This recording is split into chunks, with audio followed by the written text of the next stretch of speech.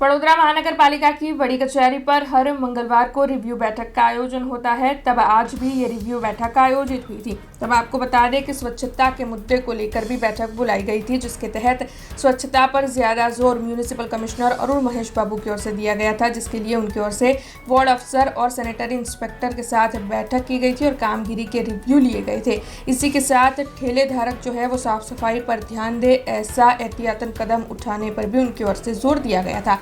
तो वहीं आने वाले दिनों में अतिक्रमण को लेकर कार्रवाई भी की जाएगी, जिससे कि ट्रैफिक में अड़चन न हो, इस मुद्दे पर भी उन्होंने जोर दिया। तो वहीं प्रधानमंत्री आवास योजना के तहत 12,000 मकान बने, इस दिशा में पालिका प्रयास कर रही है, इस मुद्दे पर भी चर्चा की गई। खास तौर पर वडोदरा शहर में जहां तहां जो खुदाई की गई है उससे आने वाले दिनों में प्लानिंग कर हटाया जाए, खड्डों को भरवाया जाए और जनता को ज्यादा दिक्कतें न हो, इस तरीके का काम करवाया जाए, उस मुद्दे पर भी जोर दिया गया। तो वहीं काशी विश्वनाथ तालाब और लालबाग तालाब की सफाई, उन्हें डेवलप करवाने के मुद्दे में भी पालिका काम कर रही है। स्ट्रीट वेंडर पॉलिसी और साथ ही टाउन डेवलप कमेटी का गठन भी कुछ ही वक्त में होने जा रहा है, जिससे कि स्ट्रीट वेंडर पॉलिसी को गति मिलेगी। ऐसे कई मुद्दों पर आज की इस बैठक में अधिकारियों के साथ म्यूनिसिपल कमिश्नर अरुण महेश बाबू की ओर से चर्चा की गई और साथ ही उनकी ओर से रिव्यू भी हासिल किए गए और इस बैठक के बाद म्यूनिसिपल कमिश्नर अरुण महेश बाबू ने इन मुद्दों को लेकर ज्यादा जानकारी दी। આજે જે રિવ્યુ મિટિંગમાં સ્વચ્છ સર્વેક્ષણની જે મિટિંગ હતી તે સ્વચ્છ સર્વેક્ષણ બાબતમાં તમામ વોર્ડ ઓફિસર્સની રિવ્યુ મિટિંગ કરવામાં આવ્યું અને સેનિટરી ઇન્સ્પેક્ટર્સની ખાસ કરીને રિવ્યુ મિટિંગ કરવામાં આવી છે। એટલે જે તે વોર્ડ્સ લેવલમાં જે 19 વોર્ડ્સ છે પ્લસ સેન્ટ્રલ 20 જગ્યામાંથી સારા કામગીરી કોણનું છે, સારા કામગીરી કોણ નથી, એના ઉપર પણ ચર્ચા કરવામાં આવી।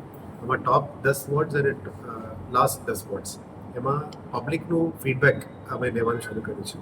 लगभग 4 અઠવાડિયામાં 4,000 ફોન કોલ્સ અમે કર્યા છે પબ્લિકને। પબ્લિકથી ડાયરેક્ટ ફીડબેક અમે લેવાનું શરૂ કરી છે। ગલીઓમાં, મેઇન રોડ્સમાં સફાઈ નિયમિત થાય છે કે કેમ, પ્રોપર થાય છે કે કેમ, એ બાબતનું ફીડબેક લેવાનું શરૂ કરી છે, જેથી કરીને વીએમસીના સેનિટરી ઇન્સ્પેક્ટર્સ અને સોલિડ વેસ્ટની ટીમની કામગીરી સારું થાય।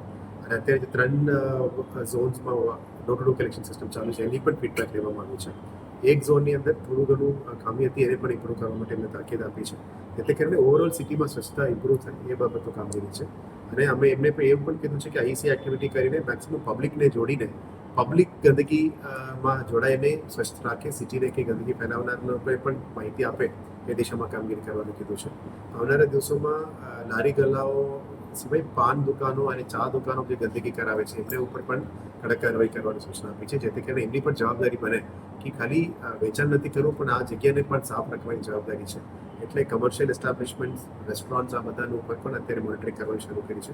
જે સંયુક્ત ટીમ બનાવવામાં આવી છે, solid waste sanitation, health, town planning, encroachment department અને જે તે લેવલના બોર્ડ એન્જિનિયર્સ અને બોર્ડ ઓફિસર્સની ટીમ બનાવવામાં આવી છે, એની કામગીરી પણ આજે રિવ્યૂ કરવામાં આવી છે। સ્ટ્રે કેટલને કંટ્રોલ કરવા માટે લાસ્ટ અમે દરખાસ્ત કરી હતી, સ્ટેન્ડિંગ કમિટીમાં પૂછી છે, એટલે આવનારા દિવસોમાં દબાણ હટાવો અને જે સ્ટ્રે કેટલ અને સ્ટ્રે ડોગ્સનું જે નિયંત્રણ છે એના ઉપર વધારે ભાર મૂકવા માટે કામગીરી કરીશું, જેથી કરીને અકસ્માતો ના થાય અને લોકોની મરણ ના થાય એ બાબતનું કામગીરી કરવાનું કીધું છે। हमसे जुड़े रहने के लिए हमारे YouTube चैनल को सब्सक्राइब करें और नई वीडियो की नोटिफिकेशन के लिए बेल आइकॉन को दबाएं।